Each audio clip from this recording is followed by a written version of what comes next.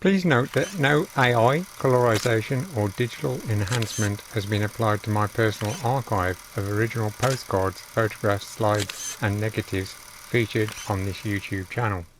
When I bought the picture postcard on which this image was featured, the rear stated that the men were telegraph workers. However, I believe they were part of the installation project that brought electricity to the area. Porcelain insulators can be seen attached to the cross arms along with a copper ground wire. It is possibly a transformer mounted centrally below the cross arms. This helps to date the photograph as electricity was rolled out in the North Benfleet area during 1931 by the County of London Electric Supply Company, the current originating from the large generating station at Barking. The roadside pub in the background was the Harrows Inn, also known as the New Harrows Inn, as it was constructed in 1927 at a cost of £10,839. The architectural firm responsible for the building were Messrs. Pertwee and Howard of Chelmsford. The large hostelry replaced an earlier Harrows Inn located a short distance to the southeast in Harrows Lane, a building which still stands. However, the building seen here was not the original Harrow Inn. Compare the shape of the building in these map extracts published in 1895 and 1919 respectively. The reason for this difference is that in July 1914, in the middle of the night, the pub, tenanted by Frederick Vickers, was totally destroyed by fire. The publican, awaking at 4 o'clock in the morning, heard a crackling noise, but at first could find nothing wrong. He then saw smoke coming from the kitchen and at once alerted his wife and family, who made a hurried escape.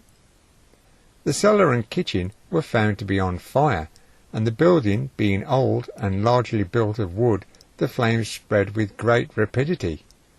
The Bursted Fire Brigade, although they could not prevent the house from being gutted, saved the adjoining blacksmith's shop and stable. Practically all the furniture and stock were destroyed.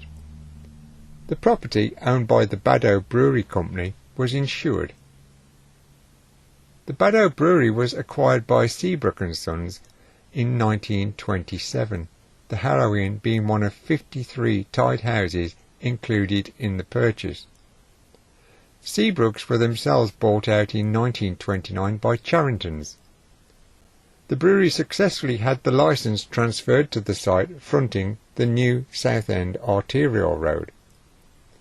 Following the opening of the new building, the old Harrow Inn was advertised for sale in August 1928. The couple who made the move to the new location were George and Lillian Everett. However, the latter died shortly afterwards at the age of 48 in June 1929. In September 1931, Alexander Davidson took over as manager. He had previously been in charge of the shipping at Cobham, where he also served on the parish council for over 4 years. Seabrooks and Charringtons underestimated the trade that the Harrows Inn would enjoy on this busy new road. In February 1934, a legal representative of the brewery went in front of the magistrates at the Brentwood annual licensing sessions to seek approval of alterations at the hostelry. The licensee, Archibald Wilson, also attended the court and told the bench that on the previous Sunday, August the 27th, there were 1,200 people at the house, and on the following Monday, 1,600 people. Large numbers had to stay outside on the forecourt, the seating accommodation being limited to 150. It was stated that a big catering business was carried on and extra accommodation was required. The application was granted.